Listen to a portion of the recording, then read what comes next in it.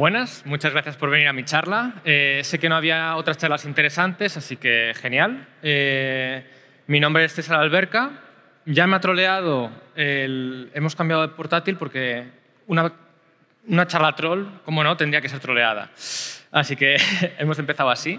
Y bueno, la charla va de cómo hacer código que haré vomitar una cabra. Estoy harto de las presentaciones y charlas inspiracionales de cómo hacer código bonito, pulcro, clean code y estas cosas. Se acabó, o sea, basta ya. Entonces, os voy a enseñar todo lo contrario. De hecho, muchos de aquí, por vuestras caras, presumo que sois expertos en este tema. Alguno incluso podría dar esta charla mejor que yo. Bueno, estaría bien. Si queréis subir, yo me siento, me tomo un café o algo. Y bueno, me presento, además de esto, lo que pone en LinkedIn, pues que si arquitecto de frontend y cosas así, un poco, bueno. También me dedico al podcast, tengo un podcast, que es lo que se lleva ahora, y también Codemotion embajador, vaya, que hemos dicho que la charla iba a ser en español. Embajador, ¿vale? Aquí tenéis mi web, escanear el QR, os llegará spam, ese es el objetivo de cualquier QR. Y bueno, esto es una charla muy especial porque lo primero que tenéis que hacer, por favor, es aceptar los cookies. Como buen arquitecto de frontend, es lo primero que invito a los usuarios. Un banner muy grande, muy grande, lo más grande posible, con un montón de botones, que al final eso hace que nadie se lo lea, ¿no? Entonces, hasta que todo el mundo no haya escaneado, no empieza la charla. Bueno, es broma. Bueno, si os ha parecido alguna cosa graciosa, siempre etiquetarme, que al final esto lo hago por conseguir seguidores, y el hashtag Codemotion Madrid, porque sin hashtags no somos nada. Y os preguntaréis, ¿por qué tenemos que crear código horrible, horripilante? Pues lo primero de todo, trabajo asegurado, ¿vale? Nadie en nuestro equipo entiende mi código. Perfecto, soy indispensable. No me pueden despedir. Entonces tenemos un trabajo ahí durante años. ¿Qué más? Pues bueno, si el código es más difícil de entender, pues pareceremos más inteligentes. Sé que muchos de vosotros lleváis gafas que no son de verdad, son gafapastas para aparentar esa inteligencia de la cual pues, podríais carecer. Entonces, el código tiene que acompañar este posturismo, ¿no?, que tenemos. Así que esto hace que luego pueda incrementar los salarios y uno que se pueda postular como arquitecto, que es el escalafón más alto. Luego, lo bueno de hacer código horrible es que al final la gente se quema. De hecho, hemos inventado un término en nuestro sector que es el burnout. Esto es, estoy hasta las mismísimas, ¿no?, de tener que lidiar con código horrible. Entonces, ¿qué pasa? Que la gente lo deja, esto hace que la demanda suba y con lo cual más dinero para ti. ¿Vale? Habéis visto qué de puestos hay de empresas queriendo contratar gente. Esto es gracias a mí y gracias a vosotros. Así que un aplauso, por favor. Muy bien. Luego yo creo que al final el código bueno, código legible, es muy aburrido, es siempre lo mismo, ¿no? Entonces, a mí me gusta empezar cada día con un lienzo en blanco. ¿Qué voy a hacer hoy? Pues no lo sé, ni lo saben mis clientes, ni lo saben los desarrolladores con los que trabajo. Y creo que es la forma de cual uno pues, practica la creatividad. ¿Y qué hay que decir? Pues al final yo creo que en tu oficina, si eres el que hace código horrible, código horripilante, todo el mundo te conoce. Eres el famoso de la oficina. Entonces eso forja carácter. Y bueno, ¿qué hace que el código sea malo? Pues uno podría pensar pues, temas de arquitectura, Yagni, Dry, que no hay test. No. La arquitectura que hace que el código sea malo, JavaScript. O sea, eso es un poco a dónde he llegado yo con mi conclusión después de tantos años de trabajo y por eso me dedico al frontend. Creo que en el frontend es donde más daño se puede hacer y creo que el lenguaje acompaña mucho todas estas ideas. Así que, y de hecho, yo no he puesto aquí TypeScript, no uséis TypeScript, vetado, prohibido, nada de TypeScript. Hay que aguantar el tipo, nunca mejor dicho. Y ya vamos a ejemplos prácticos, porque sé que vosotros de teoría, poquísima. Así que vamos con el código. Bueno, ya lo decía Bárbara Liskov en el 84. Entonces vamos a empezar con el nombrado, ¿vale? El nombrado es súper importante. El naming de variables, de símbolos, funciones.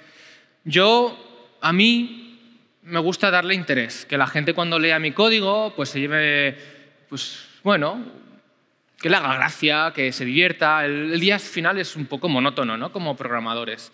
Entonces, yo lo que suelo empezar es a nombrar variables con, por ejemplo, x2. Y el x1 os preguntaréis, ¿dónde está? No hay. Entonces, voy dando saltos y así la gente es como una gincana, ¿no? A la hora de leer el código, pues sientes, pues mira, un escape room, qué guay. ¿Qué más? ¿Qué más? Pues también añado nombres confusos en las cosas, ¿no? Por ejemplo, una función que reste, pues realmente suma, ¿vale? Entonces, esto hace que el día a día sea mucho más divertido. Luego también nombres inconsistentes. Al final pues hay una serie de formatos preestablecidos, con una serie de convenciones que podemos llegar con el equipo. No. Yo creo que los formatos, si han sido inventados, es para que los usemos, ¿vale? Entonces, a mí me gusta tener pues, en algún sitio camel case, en otros snake case, e ir mezclando, ¿no? Porque para eso se han inventado.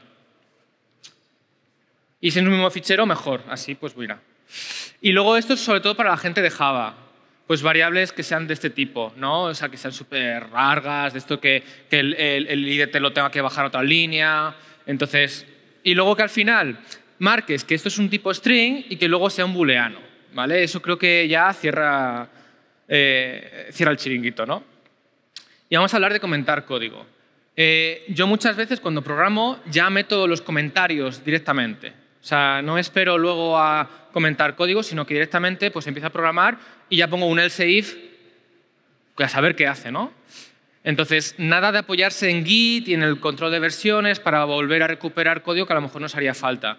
Y para esa búsqueda de commits interesantes, no usemos Gits y commits que tengan una descripción y que sean interesantes para luego poder extraer información. Pues los commits que podemos hacer es done o un punto. O sea, se puede poner un punto como descripción del commit, ¿vale? Y luego ya, para cerrar también esto, a mí me gusta poner un comentario que ponga no borrar. Creo que esto hace que la gente sea incluso más confusa. Vale, hablemos de código complejo. A mí, al final, pues aquí vemos un mapa, que es, bueno, mapas, cosas un poco raras, donde tenemos un objeto que directamente tiene el código que ejecuta, ¿no? Entonces la selección es como muy fácil. Tenemos interrogaciones, que esto lo he metido hace poco en JavaScript, porque JavaScript, según lees el código, el ver interrogaciones no te sorprende, ¿no? Porque dices, ¿esto qué hará? Pues han metido parte del lenguaje, ¿no? para ese acompañamiento. Entonces, ¿qué podemos hacer para mejorar este código? Pues bueno, un switch. Los switches. Y si es posible, yo abogaría por anidar switches. ¿Vale? Entonces, un switch entre otro switch, feten. Incluso esto hace que tengas opciones duplicadas. Bueno, esto para seguirlo hay que hacer un máster. Pero se puede incluso ir más allá. Si empezamos a mezclar switches con if-elses, parecerá que controlamos mucho el lenguaje y la semántica. Entonces, creo que esto pues, hará que podemos poner en LinkedIn pues cositas que al final van a hacer que tengamos muchas más ofertas laborales. Otra cosita que podemos ir más allá es hacer recursividad. ¿Vale? Otra cosita que podemos hacer también es hacer recursividad. Ese era un chiste sobre recursividad. ¿Vale? Valores como referencia. JavaScript es que está pensado para trolear desde el inicio. Entonces, a mí me gusta mucho, cuando tengo un array y un objeto, directamente no hacer una copia, sino mutarlo. ¿Vale? La gente, software crafter y estas cosas, ¿no? Lo que hacen es hacer copias. ¿Vale? Y a mí me dijeron que nunca hiciese copias de cosas en los exámenes, así que aquí tampoco. No hagáis copias porque si modificáis el array original, o sea, si modificáis aquí dentro de la función el array, modificáis también el original. Y esos bugs, ostras, esos son difíciles de encontrar. Entonces ahí tienes curro para un par de días, con lo cual genial, porque así puedes matar un poquito más las horas, ¿no? Y luego trazas. Sé que vosotros no depuráis, nada de poner puntos de ruptura, ¿vale? Las rupturas a mí nunca me han gustado, así que yo pongo trazas. Pongo un montón de logs. En cada función, logs. De hecho, también los try-catch, pues bueno, para que queden vacíos, no. Tampoco seamos tan psicópatas. Hacer un try-catch y poner un console error, que eso luego no burbujea hacia arriba y permite que luego no lo puedas capturar, con lo cual, perfecto, porque también ahí tienes más cosas que depurar y arreglar. Y al final sabemos que en este sector la cuestión es inventarse trabajo. O sea, vamos. Entonces las tasas tendrían que verse así en la consola, ¿vale? O sea, un montón ahí. Me gusta meter emojis también. Pues cosas que también al usuario, cuando le pete la aplicación, diga ¡ay, qué gracioso! ¿No? Hice la web de Renfe hace poco, por cierto. Vale, más pro tips para programar. A mí me gusta de vez en cuando, porque también me dedico al performance, optimización de código y cosas así. Mira, metemos slips. Esto sobre todo para la gente de Java, que esos sí que son los buenos. Porque en JavaScript, bueno, podemos meterse timeout, intervalos y cosas así.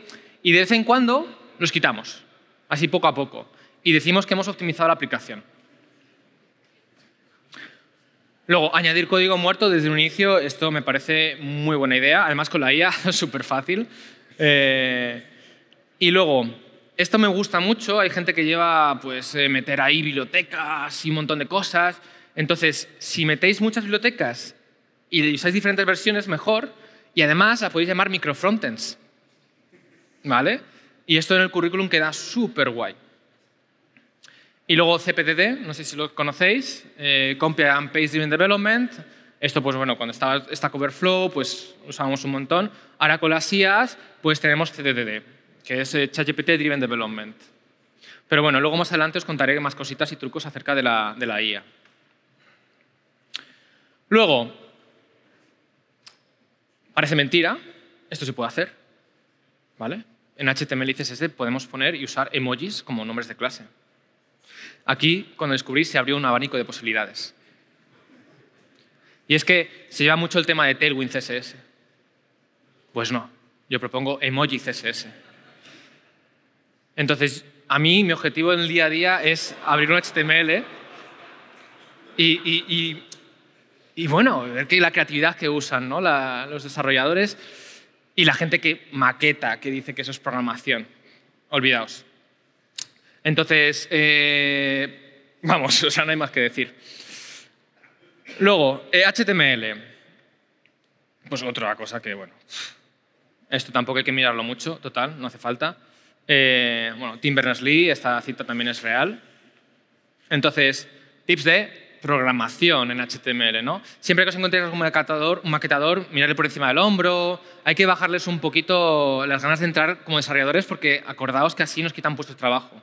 Entonces, mirarlos así por encima, alguna pullita de vez en cuando, ¿vale? Cuando maquetéis cosas, no las alineéis del todo, poner algún padding que no... ¿Sabes? O sea, hay que hacer cosillas. Entonces, importante de HTML, pues etiquetas diversas. Cuando digo diversas, me refiero a usar muchos divs, ¿vale? No existe nada más que el div. Hay un montón de etiquetas interesantes, ¿no? El dialog, hay para hacer colapsables, cosas que dices, joder, esto en HTML se puede hacer. Pues no hace falta, ¿vale? Todo lo que puedes hacer en JavaScript, mucho mejor. Luego, a mí me gusta mucho también añadir CSS en el HTML, con la etiqueta del atributo style. Entonces, puedes también decir que es una versión nueva de Tailwind. Bueno. Lo único malo de eso es que no te deja poner important. Entonces, bueno, a mí como el important... Lo que me hubiese gustado es que pudiese poner varios importants. O sea, un important y luego important. Pero bueno, a lo mejor hago una propuesta al comité dentro de poco. Y luego layouts con tablas. A mí, yo tengo varios hobbies. Uno de ellos es llegar a casa después de trabajar y ponerme a maquetar emails con tablas. Entonces, esto creo que deberíamos llevar también al desarrollo de aplicaciones web y usar todo tablas, ¿no? Tantas cosas como grid y flexbox. Olvidaos. Y variables tampoco usemos, ¿vale? Nada. Luego, architecture. Yo creo que hay una rata. Es architecutre, ¿vale? Entonces, como arquitecto de frontend, aquí, bueno, podría hablar mucho tiempo acerca de la arquitectura y cómo se deben hacer las cosas. Entonces, os voy a contar cómo podemos liar la parda. Entonces, bueno, esto decía el arquitecto de la Torre de Pisa hace un tiempo y esto lo veo bien. Pues igual, cuando me presento en un proyecto digo, sí. Esto dentro de poco te monta un sistema ¡buah!, que vas a flipar. Sobre todo los que tienen que mantenerlo después. Entonces, como arquitecto, ¿cuál es mi labor? Pues encerrarme en una habitación abrir el PowerPoint y empezar a hacer diagramas. Entonces me empiezo a montar flechas y cajitas y eso me encanta. Es como las tablas, ¿no?, de maquetación y tal, pues es lo mismo, pero aquí pongo nombres y cosas, sistemas. Bueno, tenemos aquí pues, casos de uso, monigotes, y luego a la gente de arquitectura le flipa los círculos concéntricos. Entonces, si podéis meter un par, genial. Entonces, la labor del arquitecto no es acompañar al equipo, implementar una arquitectura emergente que sea de menos a más, explicar pues, cómo interaccionan distintas capas, ¿no? Porque al final las capas que montamos en un sistema con arquitectura lo que representan son limitaciones autoimpuestas de cómo distintas piezas interactúan entre sí. ¡Guau! Sino montar PowerPoints, dáselos al equipo, te vas, intentas aguantarte la carcajada según se lo das, a ver qué entienden. Y luego, cada vez que intenten contactar contigo, pues cobras ahí comisiones y fees y cosas de estas. Entonces, mi labor como arquitecto es pues, mandar PowerPoints y emails, ¿no? Nada de sentarte ahí con el equipo a programar y ver. Y luego, los casos de uso no recomiendo ni que los miréis. Para mí, hay gente que lo usa como una forma de abstraer la lógica de negocio, de lo que es la interfaz de usuario. Yo abogo porque todo esté en uno, ¿no? O sea, al final hay que unificar, ¿no? Estamos tan separados todos y polarizados. Juntemos todo, ¿no?, en un mismo fichero a ser posible. Entonces, tips de arquitectura. Pues bueno, aquí podéis ver, se llama arquitectura de cebolla porque al final hace a la gente llorar. No os aguantéis el aplauso. Si sentís la necesidad de aplaudir, podéis aplaudir sin problema. Que he visto ahí a alguien que ha...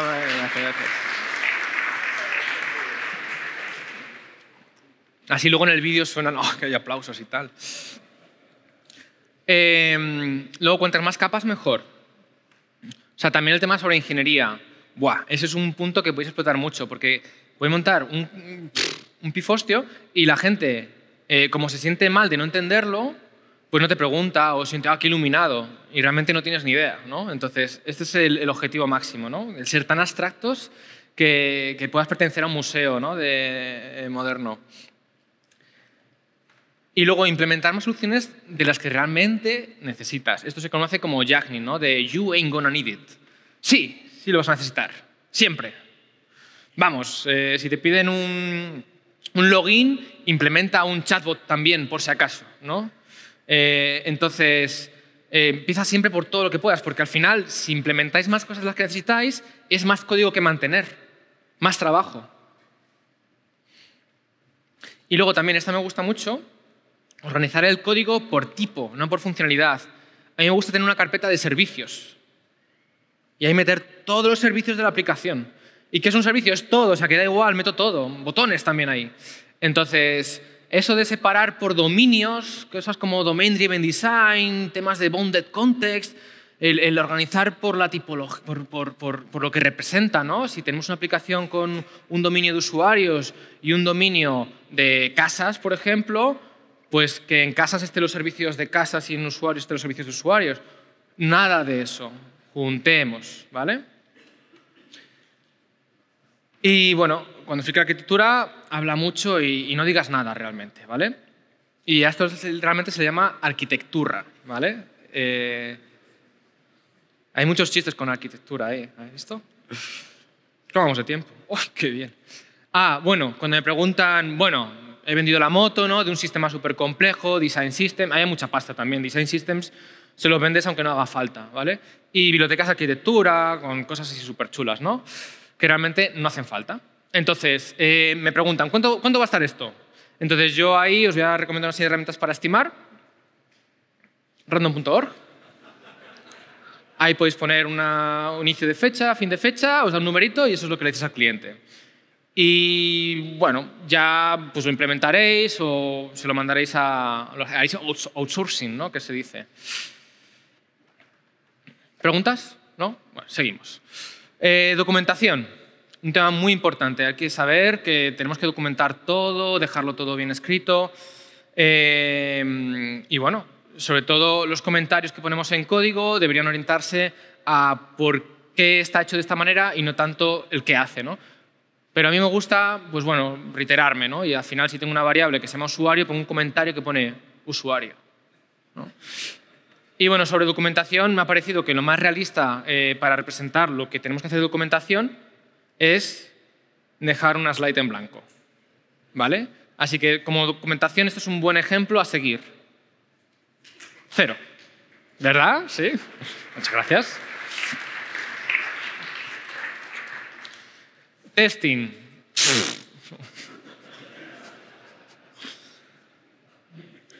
Ya lo decía Robert C. Martin.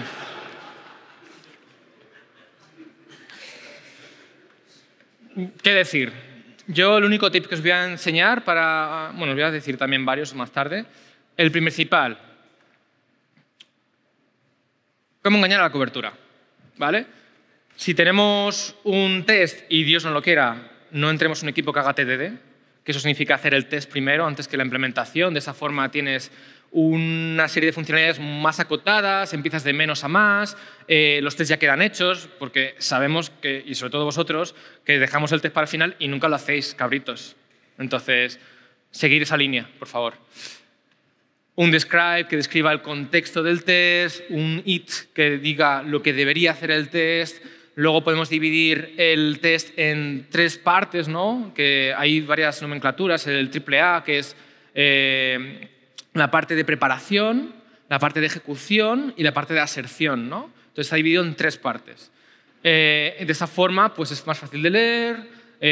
Luego podemos implementar temas como los modders, que es una herramienta que me permite crear conjuntos de test, que esto inventó el tío Bob que es un pesado. Entonces, dentro de un test, pues esto funciona, se testea, hace la aserción bien, y esto nos marca que la cobertura es del 100%. Pero a que no sabíais, si en la aserción ponemos expect true to be true, la cobertura sigue siendo del 100%. Solo que este test ya no hace nada. Con lo cual, perfecto, porque podemos vender la moto de que tenemos test, que eso hace que podemos cobrar más, cuando realmente los tests no valen nada. Ay, perfecto. Y de hecho, JavaScript, siendo JavaScript, pues no me extrañaría que algún día este test fallase. Así que, por si acaso, no está mal. Luego, los tips de testing. Pues yo al final no estoy para gastar el tiempo. Si yo no sé lo que hace un test y por qué falla, pues sáltatelo. Para eso han puesto el skip, ¿vale? Ya lo mirará el junior del equipo, que para eso están. Luego al final creo que en este sector nos falta confianza. Entonces todo el tema de las pruebas, es porque, jope, hay que creérselo. Ostras, yo creo en mi código. Pues si creo en mi código no hace falta pruebas. Y luego, los casos límite, esos no son los importantes. Los flujos happy, bueno, cosas que al final permitan que haya bugs y que luego podamos arreglarlos. Que si salen los bugs en producción un sábado, espero que cobréis más, ¿no? Porque eso es como funciona normalmente el sector, ¿no? Cuando trabajas fuera del horario laboral, cobráis más, ¿verdad? ¿Sí? ¿No? Y luego, cuando encuentres un bug, esto es importante, nada de intentar primero hacer un test que demuestre la existencia de ese bug. Lo arregláis, entre comillas, para que luego a posteriori vuelva a aparecer. Y así es un bug conocido, ya pues tenéis cierta amistad, entonces, pues bueno, al final es mucho más familiar. Y luego esta también es muy buena, con el tema de integración continua, que no os recomiendo para nada. Los tests, si se ejecutan solamente en orden específico, vais a gastar mucho tiempo de la gente, incluido el vuestro, con lo cual genial para inventaros más trabajo. Y bueno, si evitáis moquear el tema de fechas para que en distintos servidores de distintas zonas horarias empiecen a fallar y no sepas por qué, también genial la idea. Y luego UI, UX, aunque hace poco la Real Sociedad Española de la Lengua realmente determinó que esto se pronunciaba de otra forma. Es realmente UI, UX, ¿vale? Entonces, bueno, ya lo decía la Madre Teresa en el 44, un píxel más a la derecha. Y bueno, yo aquí lo que quiero enseñaros es ejemplos de buenas interfaces de usuario. Entonces, vamos a empezar con la primera.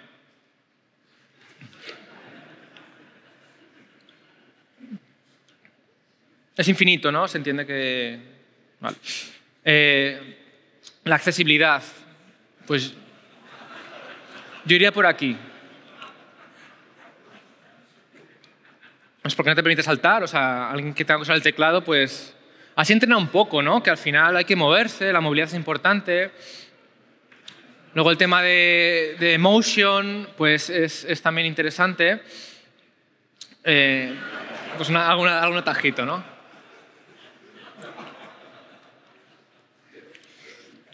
Y luego yo para mi newsletter esto es lo que uso también.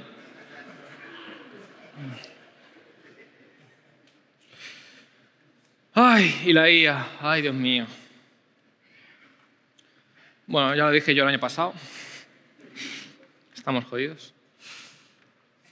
Pero bueno, nos quedan unos pocos años, ¿no? De intentar aprovechar al máximo la IA para generar código horrible, porque encima es más rápida que nosotros, entonces podemos ahí generar 24 horas una bola de código ahí terrible, ¿no?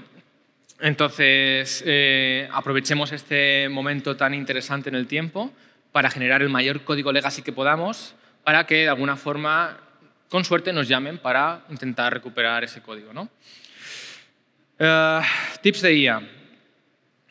Al final hay muchas alucinaciones, o sea que si se inventa cosas es creatividad emergente, ¿vale? Nada de usar a la IA para las cosas que realmente hacen falta, ¿no? Para desbloquear cosas o para aprender. No, deja que haga todo, total, para eso está.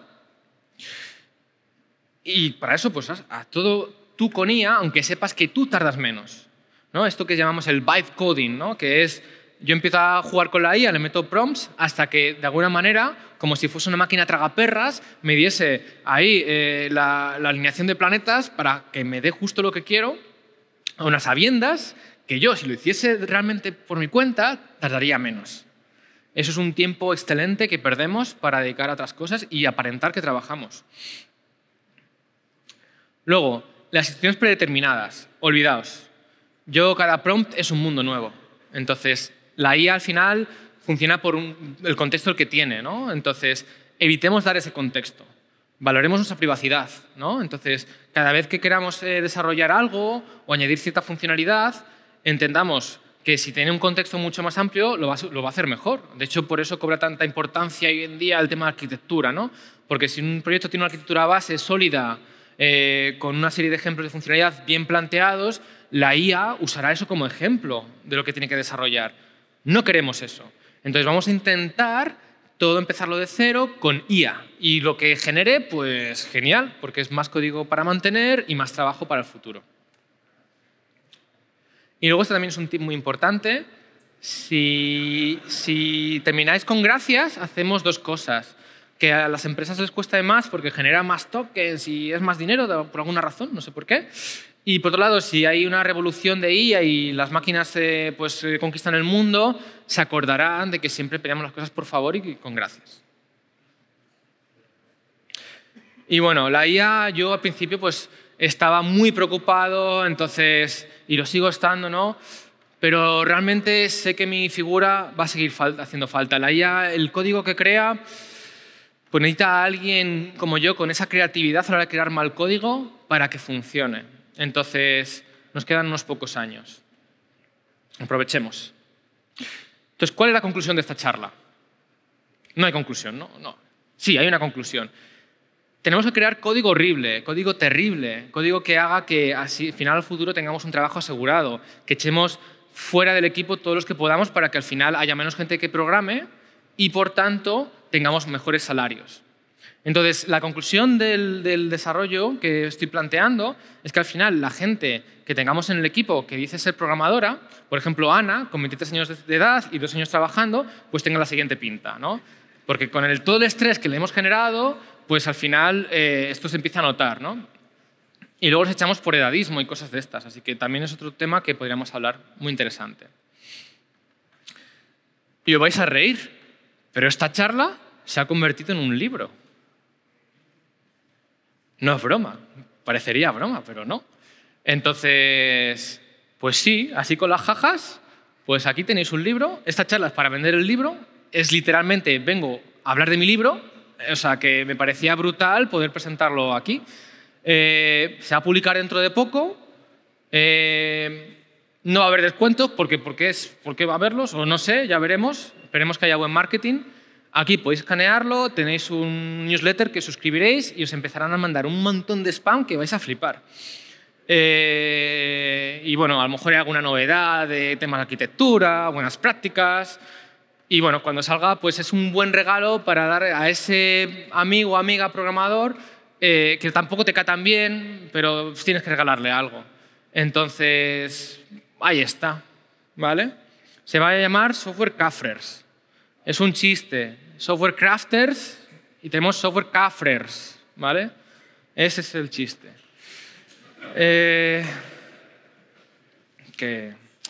Y bueno, sé que vosotros sois unos expertos en todo lo que he hablado. Sé que vosotros tenéis muchas ideas, habéis hecho esto implementando en un montón de clientes. Por eso os vais cada 2 años y os cambiáis de trabajo, porque es que ya estaríais estirando mucho el chicle, os estarían descubriendo. Ahora con lo del Git Blame, pues claro, saben quién ha hecho este conjuro de código que parece, ¿no? Entonces quería preguntar al público, querido público, ¿qué prácticas similares habéis implementado o visto de un amigo, por supuesto, en vuestros proyectos o en vuestro día a día? Os dejo aquí mis redes, mi Twitter. Me mencionáis, me ponéis ahí prácticas, que esas ideas os las robaré para la segunda edición del libro. No os mencionaré. Intentaré recaudar el máximo dinero posible para evadir impuestos e irme a un país sin extradición. Ese es el objetivo final. Bueno, aquí tenéis mi web. Después de esta charla, pues faltaría menos decir que busco trabajo como autónomo. Yo creo que va en línea de lo que hago. Así que si tenéis un proyecto donde necesitáis arquitectura, formación, acompañamiento orientado al front con buenas prácticas y testing, no me llaméis porque no soy esa persona. En cualquier caso, para el hate mail y todo eso, sí. O sea, si tenéis alguna idea, contacto y demás, en mi web tenéis un formulario de contacto y lo de la newsletter del libro para el spam. Y muchas gracias por venir a mi charla.